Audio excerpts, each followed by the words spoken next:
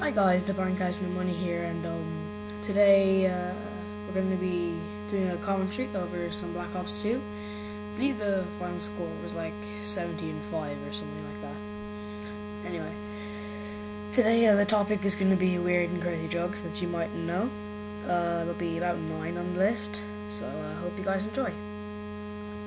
Oh yeah, and just before I forget, thanks for 300 subscribers, really means a lot, and I do put a lot of work into this. And I just want to say I've got some more, sorry for the lack of videos recently, I have some more on the way. They include like zombies, glitches and things, so yeah, let's get on to the drugs then, let's go.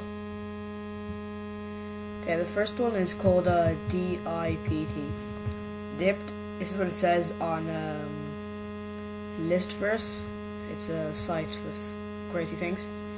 So, is a tryptamine that affects auditory, sound-based functions.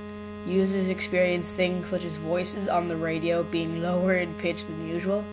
Music sounds distorted, and some people experience light hallucinations. This drug can be used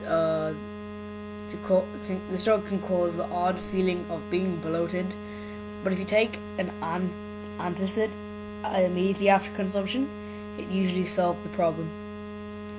During the drug experience, some users also claim to have a constant ringing in the ears. This can last for 2 weeks. So imagine going to sleep and you just is like non-stop ringing. Because normally when I go out or whatever, and I come back and the music's really loud, it's the most annoying thing. You just can't sleep. Probably go insane from just the ringing itself. So yeah, let's go on to the next one. Saffron. That's like a flower. Saffron is a flower used as a food additive. The Encyclopedia of Psychoactive Substances states that the orange-yellow flower is known to have narcotic effects similar to those of opium. Saffron actually has an ancient history used as a drug. The Minoans used to drink tea infused of it and get high. Persians and Greek considered it an aphrodisiac. The Romans used it in medicines. So imagine just like sipping on your tea and then bang, you're all high. Like, what was the thought process behind this? Oh, let me just pick this flower, grind it up into tea and drink it, and hopefully I'll get high. Anyways, next one. This one is, wow. Catnip.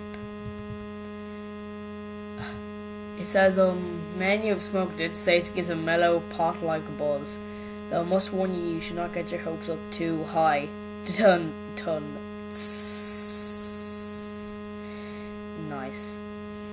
It leaves a minty aftertaste and is apparently much easier to smoke than pot and doesn't cause coughing. Okay, let's go to number 5. Xenon. XE. Xenon is a heavy, odorless, inert gas that can be found in Earth's atmosphere.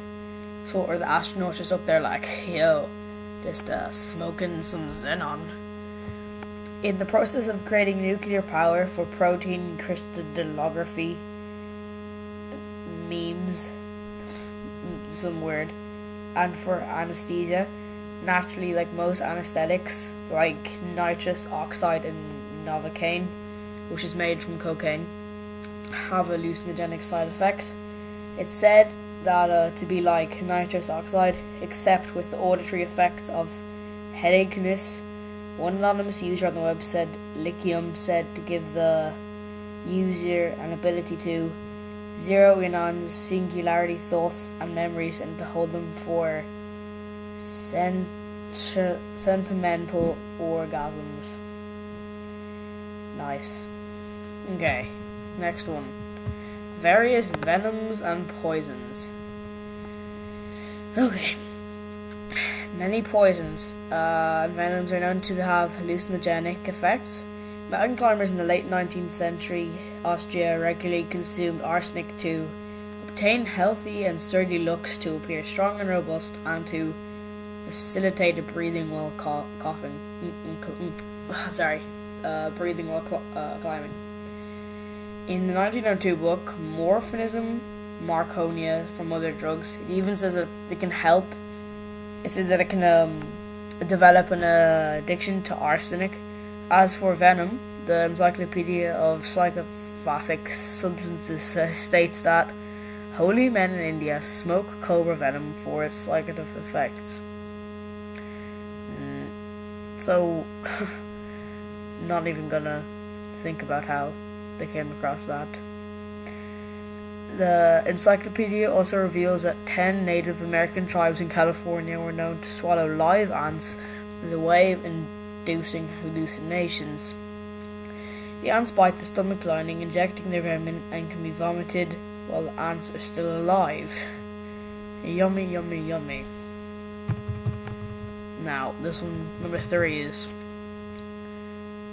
nice. It is C4 explosives. As everybody knows, C4 is a very effective explosive. It's 1.34 times more explosive than TNT, but it's a drug. According to the book titled Uppers, Downers, All-Arounders, it is. The authors state modern veterans have been known to ingest C4 for their psychedelic effects. Tremors and seizure activity can result, but usually not an explosion. Usually. So that means in one point that. So that means like the one guy is like, oh, I'll just swallow some C4, and then he explodes. Imagine that. But usually not an explosion. This is the science now. The blasting cap can actually set off a chemical in your stomach. Can actually set off the blasting cap, blowing you up. This actually is on the Marine Corps training document on explosives and includes the following caution: do not ingest any explosive material. Bear Grylls just gonna love this one. Urine. At one time, Eskimos and tribes in Siberia were known to consume urine and of another person who had consumed recently fly agaric mushrooms. They did so for several reasons. Firstly, since there wasn't an infinite supply of mushrooms, this approach to help conserve and economize them. Not only would drinking the urine of someone who had consumed the mushroom get you high, but drinking the pee of the person who had drunk the quote-unquote first batch of urine would also get you high, and so forth and so on, going up to 5 generations of people. An added benefit was that pre-digested mushrooms didn't cause as much nausea and cramps as just eating them directly. They loved this high so much that they would butcher and eat reindeer who had eaten fly agaric for a compact high. And number 1, salamander brandy. No, it's not an alcohol from salamanders, but rather from what they produce. Salamander brandy obviously can't be found in your local liquor store. It is non-commercially produced in Slovenia. There are 2 ways of making it, which involve animal cruelty. The salamanders are hung from their back legs, and brandy is poured onto their bodies and drips into a cup. Yummy, yummy. Number 2, the salamander is placed on a sieve, and the brandy is poured into them until they drown. The point of this is so to infuse the alcohol with the poison salamanders produce when they're defending themselves. Nonetheless, it's known to produce symptoms like LSD and ecstasy combined, in addition to the effects of alcohol, although the alcohol content is particularly low. So basically a mix of LSD, ecstasy, and alcohol. Yum. Okay guys, unfortunately we're running out of time on the video, so this has been the Bank Has No Money. Thanks for watching. Don't forget to leave a like and a comment. See you later.